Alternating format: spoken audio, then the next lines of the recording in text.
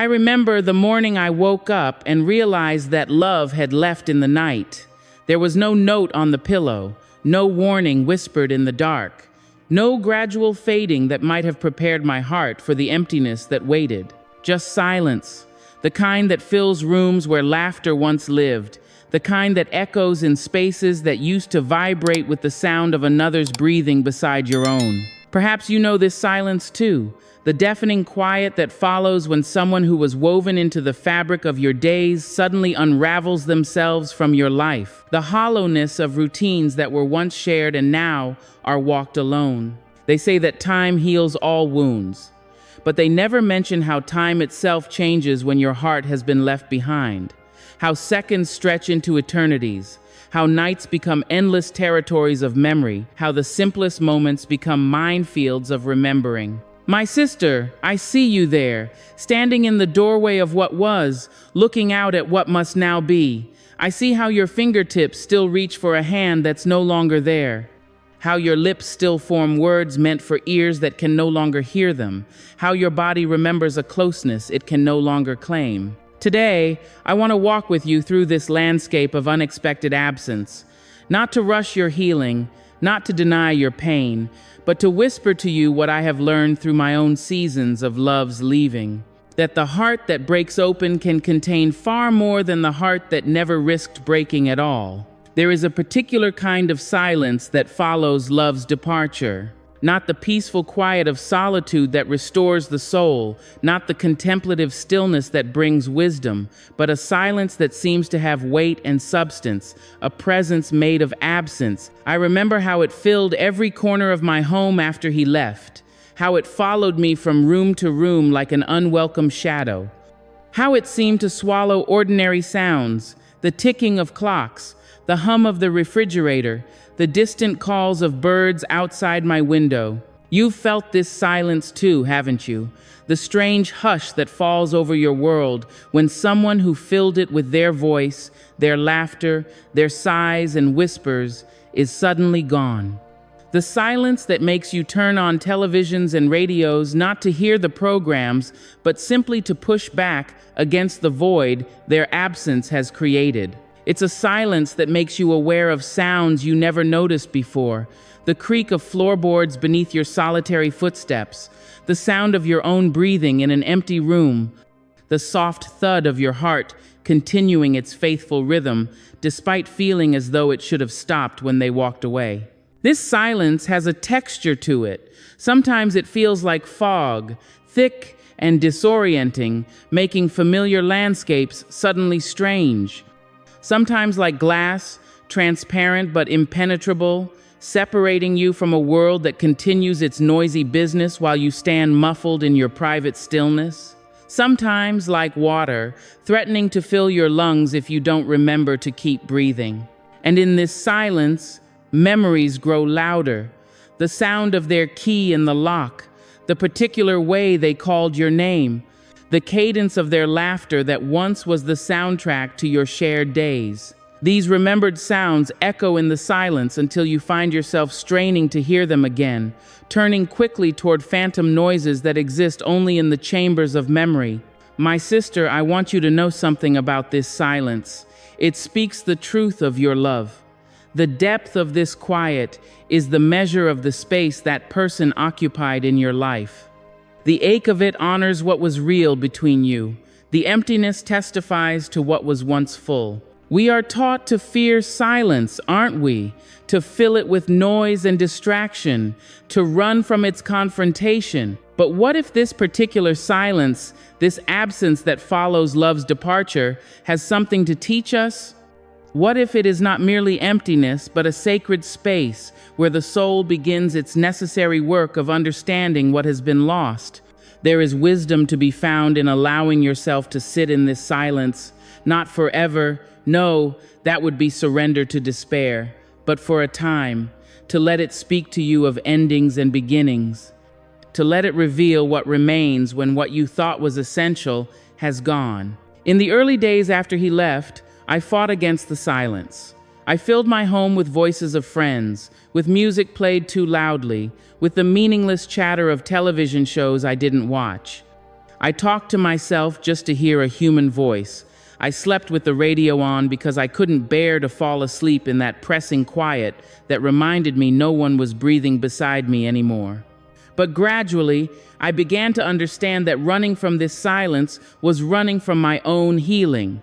That there were things this silence needed to tell me about myself, about the relationship that had ended, about the future that was waiting to be born from this ending. And so I learned to sit with it, not comfortably at first. The way you might sit with a difficult truth or an uncomfortable emotion, acknowledging its presence without being consumed by it. I learned to let the silence be what it needed to be, not an enemy to vanquish, but a teacher whose lessons were delivered in the language of absence. This silence will not last forever, though right now it may feel as though it fills the whole horizon of your future. One day, not through your striving, but through the natural process of life's unfolding, new sounds will begin to filter in. The voice of a friend saying exactly what you needed to hear. The surprising sound of your own laughter rising unexpectedly. The whisper of your own heart beginning to dream again. But for now, if silence is where you find yourself, know that you are not alone in that quiet place. Every human heart that has loved and lost knows this territory. Every soul that has watched love depart without warning has sat in these same still rooms, listening to the sound of absence. Let this silence do its work. Let it clear away the noise that might distract you from the essential truths waiting to be discovered. Let it create the space where healing, though not yet visible, has already begun its quiet labors. And remember that even in the deepest silence, you are heard. Your pain is witnessed. Your love, the love that now echoes in absence, was and is real. No silence, however profound, can erase that truth. There are places in your home that suddenly seem too empty. The left side of the bed, the chair across the table, the space on the couch where they used to sit. Physical locations that now contain nothing but memory, hollow spaces where love once lived. But there are also hollow spaces within yourself, places in your daily rhythms where another person's presence used to be. The morning coffee shared in comfortable silence. The evening check-in about the day's events. The small rituals of togetherness that punctuated your hours and gave shape to your days. I remember how I kept setting 2 places at the dinner table for weeks after he was gone. How I would catch myself turning to share a thought with someone who wasn't there. How I would reach across the bed in half sleep, my body remembering a closeness my mind knew was over. These hollow spaces can feel like wounds at first, raw and tender to the touch. You move around them carefully, the way you would navigate around a physical injury. You avert your eyes from the empty hooks by the door where their coat used to hang. You avoid sitting in their favorite chair. You close the door to the rooms that hold too many memories. And yet, these spaces follow you. They are not just in your home, but in your heart. They appear in unexpected moments, when you hear a song they loved playing in a store, when you drive past the restaurant where you celebrated anniversaries, when you encounter something that would have made them laugh, and you turn to share it with an absence. In the early days of loss, these hollow spaces seem to define your world. They feel more real, more substantial than the actual objects and people that still remain in your life. They demand your attention. They insist on their emptiness. They remind you, with every encounter, of what is no longer there. My sister, I want to share a truth I've learned through my own journey through these hollow places. They are not just containers of absence, they are also keepers of what was real. Think of it this way: the depth of the hollow corresponds exactly to the fullness that once filled it. The ache of these empty spaces is the precise measure of the love that made them meaningful. Without that love, there would be no hollow to navigate, no absence to feel so acutely. These spaces in your life and in your heart are not just testimonies to what you've lost. They are monuments to what you had, to what was genuine and valuable between you and the one who left. The fact that their departure created such palpable emptiness speaks to how fully they were present, how deeply they mattered, how completely they were loved. This doesn't make the hollowness easier to bear in the moment. Understanding the meaning of these spaces doesn't immediately fill them with comfort. But it can help you see them differently, not just as wounds to avoid, but as sacred ground that honors what was true and beautiful, even if it didn't last forever. And here is another truth about these hollow spaces. Though you may not be ready to hear it yet, they are not meant to remain empty permanently. Not in the sense that they will necessarily be filled by another love exactly like the one that left. Some hollows are uniquely shaped to what once occupied them and will never be filled in quite the same way again.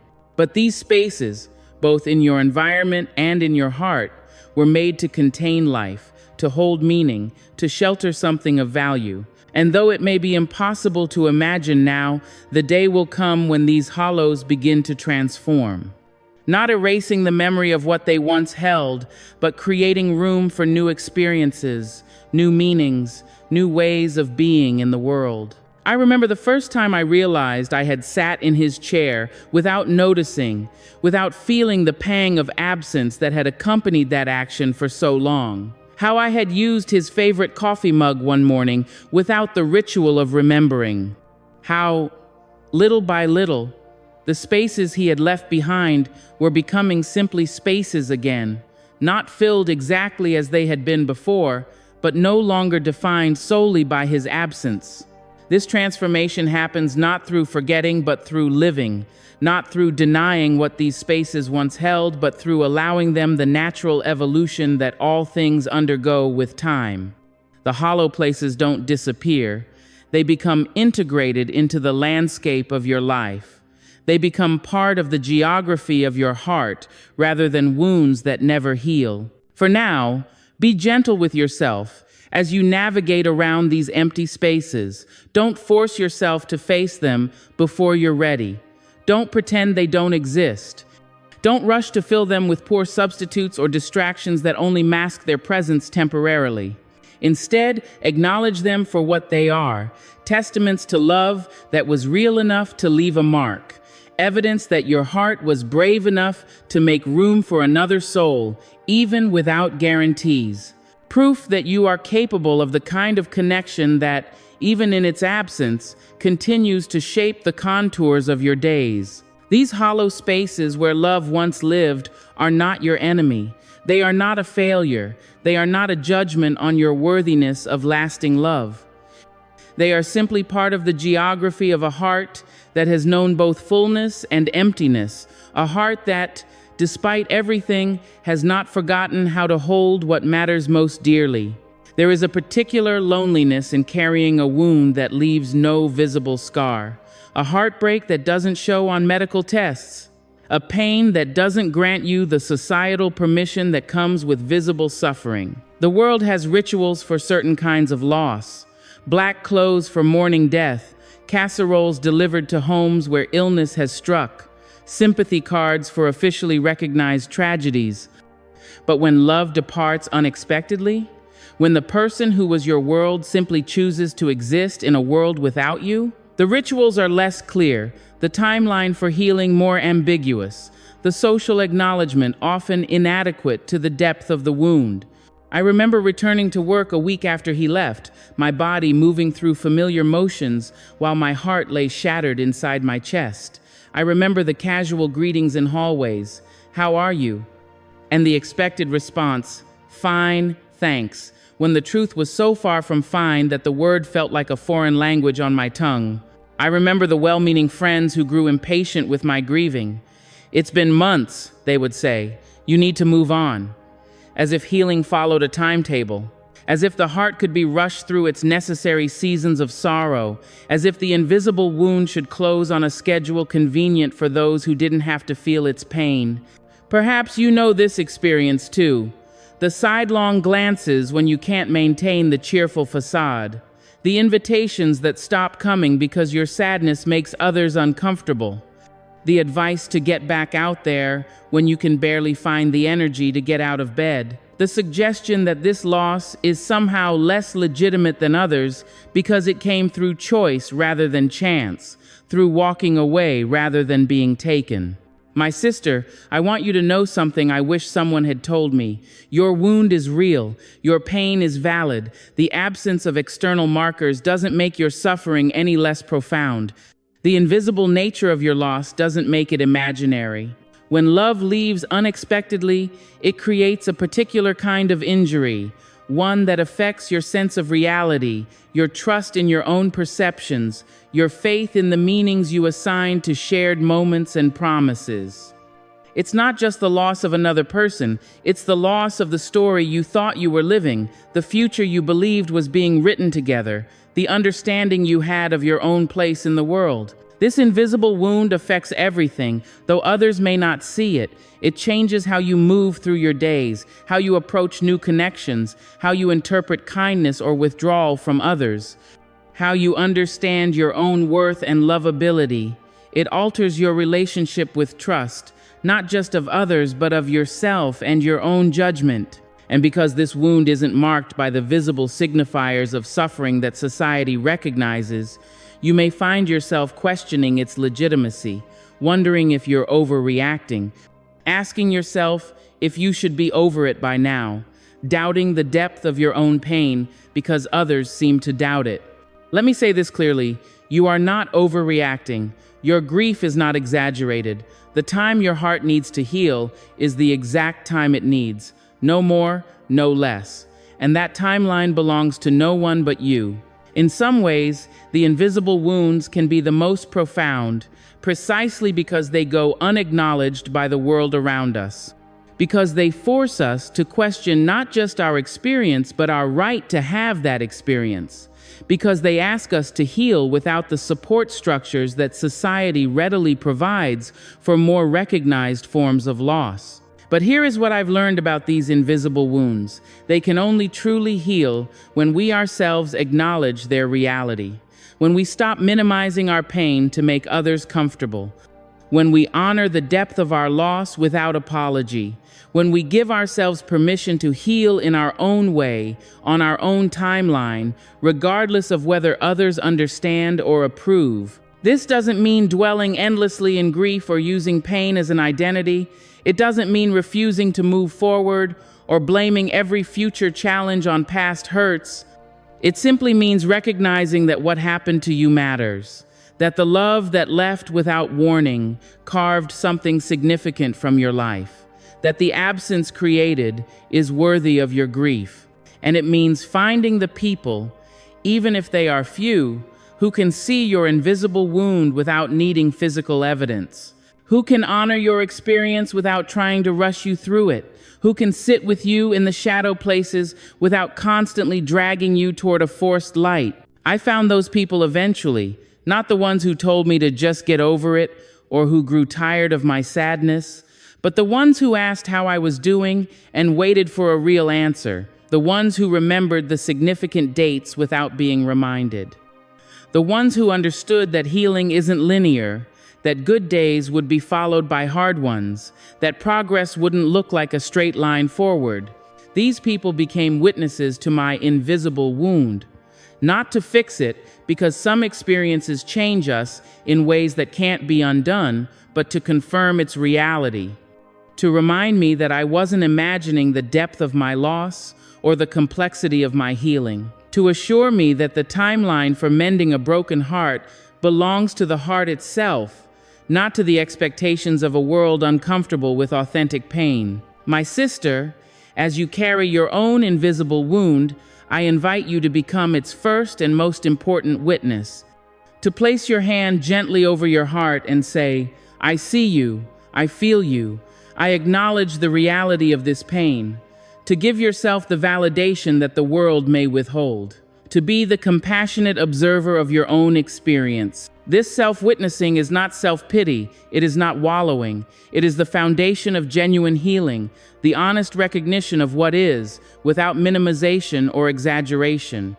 It is the beginning of a relationship with your own pain that doesn't define you by it, but doesn't deny it either. And from this place of honest witnessing, you may find that the invisibility of your wound becomes not a source of additional suffering, but a private strength.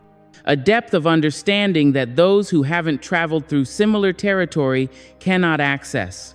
A compassion for the hidden pain in others that those with more visible struggles might miss. The love that departed without warning has left its mark on you. This is true. But how you carry that mark, with shame or with dignity, with bitterness or with wisdom, with closed fists or with open hands, that choice remains yours. And it is in that choice, made again and again, in large and small ways, that healing begins its quiet, invisible work. When love departs suddenly, it's as though a strong wind has swept through the carefully arranged rooms of your life, scattering the pieces of who you were across unfamiliar terrain. The self you knew, the one who existed in relation to another, has been dismantled, and you find yourself standing amid the scattered elements of your own identity, unsure how they fit together anymore. Who are you now that you are no longer someone's partner? What defines you now that the role that shaped so many of your days has disappeared? What remains of your plans, your routines, your sense of place in the world when the person who shared them is gone? These questions can feel overwhelming in the aftermath of unexpected loss. The certainties that once formed the foundation of your days have been upended, and even the simplest aspects of your identity may suddenly seem foreign or inaccessible. I remember standing in my closet weeks after he left, staring at clothes I had chosen because he liked them, unsure if they still belonged to the person I was becoming. I remember hesitating before booking a trip to a place I had always wanted to visit, wondering if I was allowed to create new experiences that didn't include him. I remember the strange vertigo of introducing myself at a social gathering, suddenly aware that the identifying markers I had grown used to, being his wife, his partner, his other half, were no longer available to me. This dismantling can feel like another loss on top of the original heartbreak, the loss not just of the relationship, but of the self who existed within it. The person you had grown to be in the context of that connection seems to have disappeared, along with the love that shaped her, and you're left wondering what remains when that defining relationship is gone. But here is what I have come to understand, my sister. Nothing essential has been lost. Nothing fundamental to your true nature has departed. What feels like disintegration is actually an invitation to rediscover the enduring core of who you are, the self that existed before this love and will continue long after its ending. Gathering these scattered pieces is not about trying to reconstruct exactly what was. It's not about attempting to recreate the person you were when that relationship defined so much of your life. It's about something more profound, the opportunity to rediscover parts of yourself that may have been set aside during your time together. The chance to reclaim aspects of your identity that perhaps had faded into the background while other roles took precedence. This gathering is both an archaeological excavation and a creative act. You are simultaneously remembering who you have always been and discovering who you might become. You are reclaiming what matters most to you, your values, your dreams, your essential nature, while letting go of the identities that were dependent on another's presence. I remember the day I rediscovered my love for early morning walks, something I had abandoned because he preferred to sleep late. I remember reopening books that had shaped my thinking before we met, surprised by how familiar my own marginalia seemed after years of reading different things. I remember the first time I rearranged the furniture according to my preferences alone, and how that small act of claiming space became a metaphor for reclaiming my sense of self. These might seem like small things, inconsequential compared to the magnitude of what has been lost. But in these modest reclamations, these gentle reminders of who you have always been, the foundation for your renewed life is being laid, piece by scattered piece. This gathering takes time. It cannot be rushed. It happens in quiet moments when something long forgotten suddenly feels familiar again. It happens in surprising flashes of joy over simple pleasures that are uniquely your own. It happens in the gradual remembering of dreams you had set aside, passions you had muted, aspects of yourself you had compromised to make room for shared identity. And as you gather these pieces, you begin to see that they fit together differently now. The self that emerges from this process of recollection and discovery is not identical to who you were before the relationship or during it.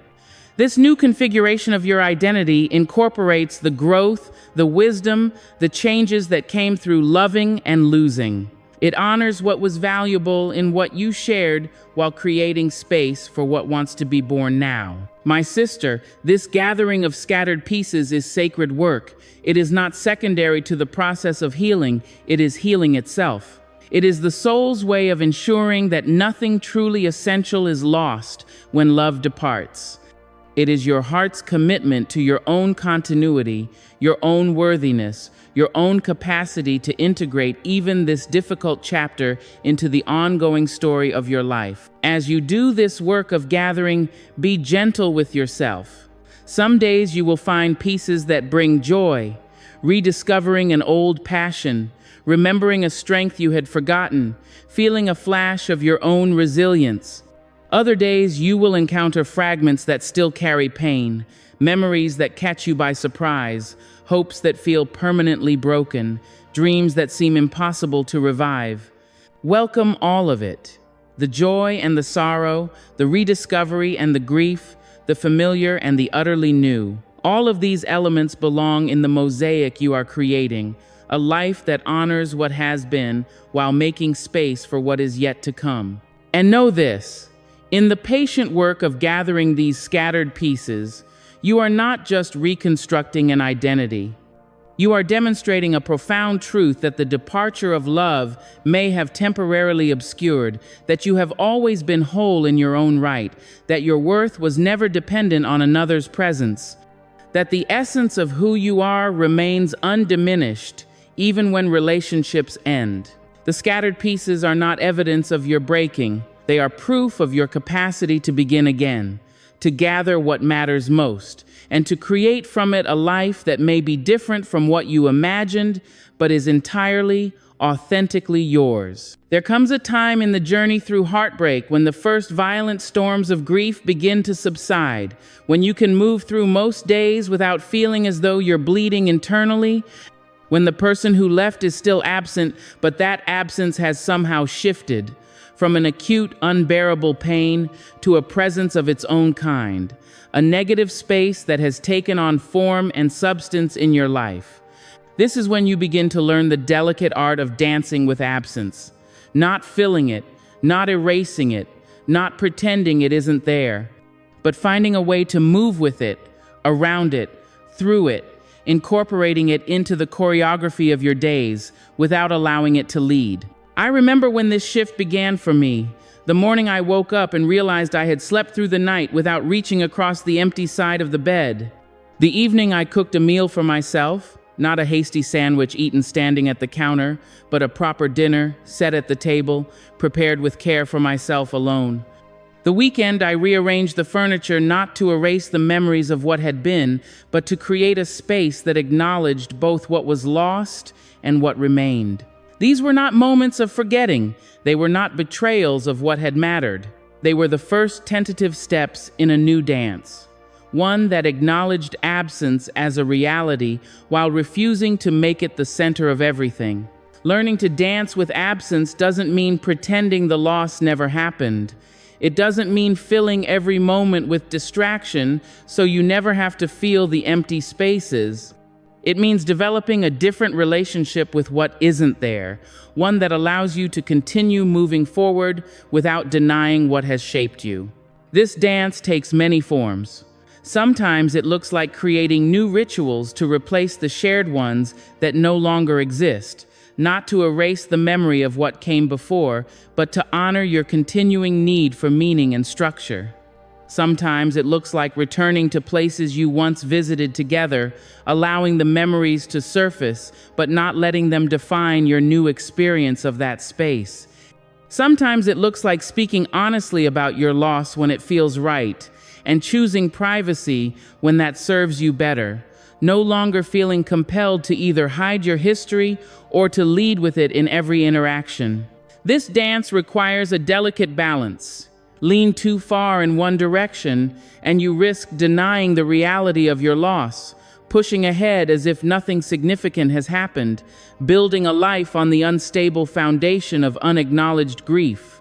Lean too far in the other, and you risk enshrining absence at the center of your identity, defining yourself primarily by what you've lost rather than by what you're creating. Finding this balance isn't something you accomplish once and for all. It's a continuous recalibration, a daily choice to honor both what has shaped you and what you are shaping now. Some days you'll move gracefully through this dance. Other days you'll stumble, caught by surprise by a memory, a song, a dream that brings the absence into sharp relief again. My sister, be patient with yourself through this learning. No one masters this dance immediately. No one moves through it without occasionally stepping back into deeper grief, without sometimes losing the rhythm altogether and needing to find it again. What matters is not perfection, but persistence, the willingness to keep engaging with your life as it is now, even while carrying the awareness of what has been lost. The courage to keep stepping forward into new experiences, new connections, new ways of being, without denying the path that brought you here. As you learn this dance with absence, you may notice something surprising. The empty spaces, though still present, begin to change their meaning. What was once only painful starts to hold other possibilities as well. The open calendar that once felt like abandonment becomes an invitation to spontaneity. The silent house that once echoed with loneliness becomes a sanctuary for reflection. The unshared bed that once felt like punishment becomes a place of rest that is entirely your own. This doesn't happen through forced positivity or denial of genuine loss. It happens through the natural evolution of grief when we don't fight against it or become imprisoned by it. It happens through the soul's remarkable capacity to integrate even the most difficult experiences into a life that continues to unfold, continues to seek meaning, continues to reach toward what nourishes and sustains. I remember the first time I realized I had gone an entire day without thinking about him, not because I had deliberately pushed the thoughts away, but because my life had gradually filled with other matters that commanded my attention, other relationships that engaged my heart, other purposes that called forth my energy and commitment. That day wasn't a betrayal of what we had shared. It wasn't a sign that the love had meant nothing. It was evidence of something equally important, that my capacity for engagement with life hadn't ended when that relationship did. That absence, while real, didn't have the power to define every moment of my continuing journey. This is what it means to learn to dance with absence, to acknowledge its reality without giving it authority over your entire life, to carry the awareness of what has been lost while remaining open to what may yet be found, to honor the love that shaped you without allowing its ending to limit what you might still become. My sister, this dance with absence will become more natural with time. The awkward steps of early grief will gradually give way to a more fluid movement that incorporates both the shadows of what has been lost and the light of what remains possible. The sharp edges of abandonment will soften, not through forgetting, but through the integration of that experience into the larger story of your life. And one day, perhaps when you least expect it, you'll realize that absence is no longer your primary dance partner, that while it remains present in the choreography of your days, it has taken its place among many other elements that now move you forward.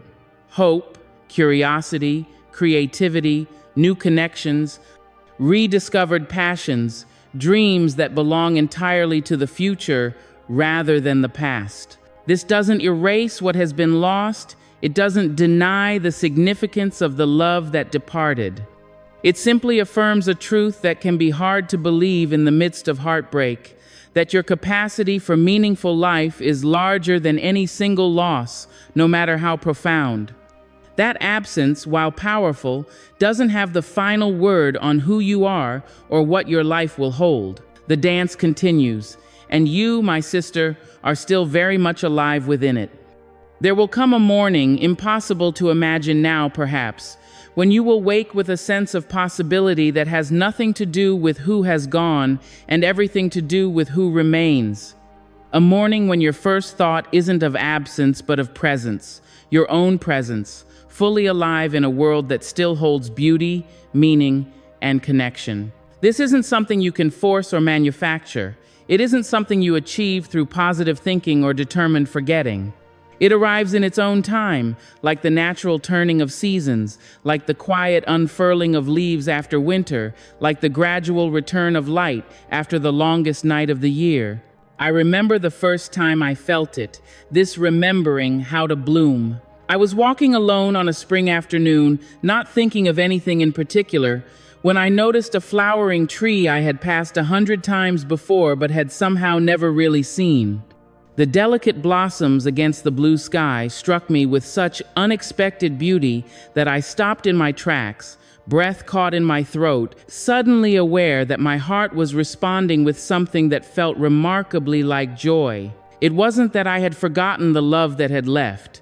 It wasn't that the absence had been erased or that the pain had never happened. But in that moment, something else was equally true. That beauty still existed in the world and that I was still capable of being moved by it.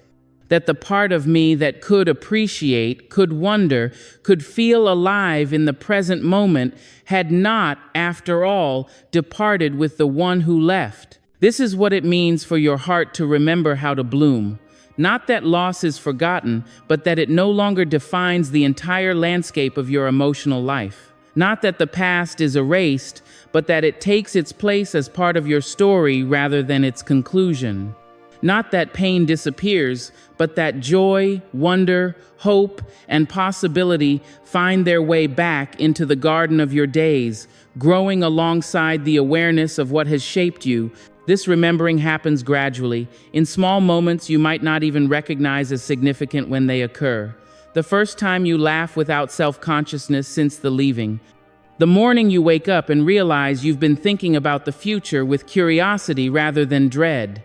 The conversation where you find yourself fully present, not partially absent in the shadows of what used to be. These moments accumulate slowly, like raindrops filling an empty vessel drop by drop.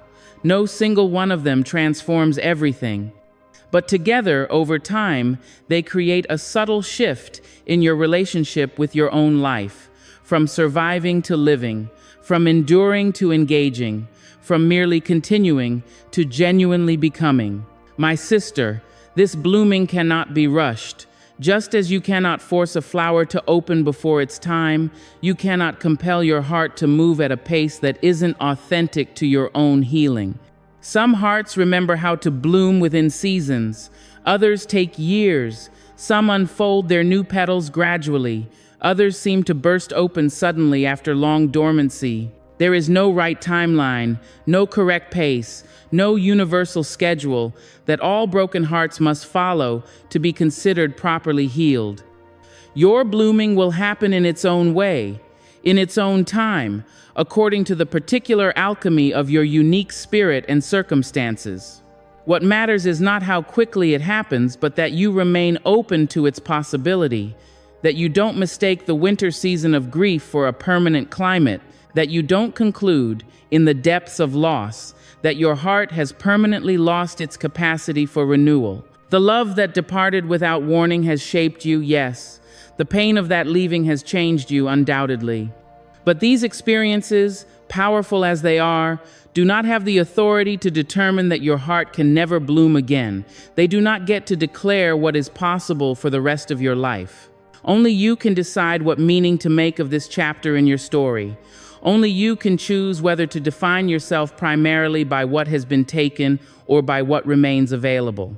Only you can determine whether this ending becomes the central fact of your life or one significant event in a continuing journey of becoming. I cannot tell you exactly how or when your own heart will remember how to bloom. But I can tell you that the capacity for renewal is woven into the very fabric of your being. I can remind you that human hearts are remarkably resilient, designed not just for attachment, but for healing, not just for breaking, but for mending, not just for loving once, but for loving again and again in different ways throughout a lifetime. And I can share what I have learned through my own journey from devastation to renewal, that the heart that blooms after breaking is not the same heart that existed before loss. It is deeper, wider, more complex in its capacity to hold contradictory truths simultaneously. It knows sorrow and joy not as opposites, but as companions in the full experience of being human. It loves not with the innocence of a heart that has never been hurt, but with the hard-won wisdom of a heart that has survived hurting and chosen to remain open anyway. This blooming after breaking isn't about returning to who you were before. It isn't about forgetting what happened or pretending the pain wasn't real. It's about integrating even this difficult chapter into a life that refuses to be defined by its worst moments. It's about honoring what was meaningful about the love that left while creating space for new meanings to emerge. It's about recognizing that your capacity for connection, for joy, for purpose, for beauty, for all the things that make life worth living remains intact, even when a particular expression of those things has ended. My sister, I cannot promise you when your heart will remember how to bloom, but I can promise you this. The capacity for blooming remains within you, no matter how dormant it may seem in this winter season. The essential qualities that made you capable of loving deeply once will make you capable of meaningful life again, though perhaps in ways you cannot yet imagine from where you stand now. The love that departed without warning has taken much from you, it's true, but it has not taken everything. It has not taken your capacity for meaning. It has not taken your ability to create beauty from brokenness. It has not taken the future that is still being born with each breath you take, each day you rise, each moment you choose to remain present to your own unfolding life. Your heart will remember how to bloom, not because you force it, but because blooming is what hearts are designed to do, even after the harshest winters, even after the most unexpected losses, even after loves that leave without saying goodbye. And when that blooming begins, subtle at first, perhaps just a tentative unfurling at the edges of your grief, may you welcome it without guilt, embrace it without fear, and recognize it for what it truly is. Not a betrayal of what has been lost, but a testament to the enduring capacity for life that remains within you, waiting patiently to be rediscovered. My sister, the love that departed without warning has left its mark on your life.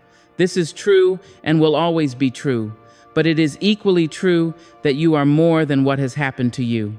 You are more than who has left you. You are more than the wounds you carry and the losses you've endured. You are the continuous miracle of a heart that keeps beating, keeps feeling, keeps reaching toward life even after breaking. You are the quiet courage of a soul that refuses to be defined by abandonment. You are the persistent hope of a spirit that recognizes, even in the depths of winter, that spring will eventually return, different perhaps than any spring you've known before, but carrying its own particular beauty, its own invitation to begin again. Remember this. In the moments when blooming seems impossible, nothing that has been truly meaningful is ever truly lost. The love that shaped you, even in its leaving, has left its gifts within you. And your heart, when it remembers how to bloom, will carry those gifts forward, not in bitterness but in gratitude, not in clinging but in freedom, not in fear, but in the quiet confidence of one who has survived the unimaginable and discovered that life, in all its mystery and complexity, still remains abundantly possible.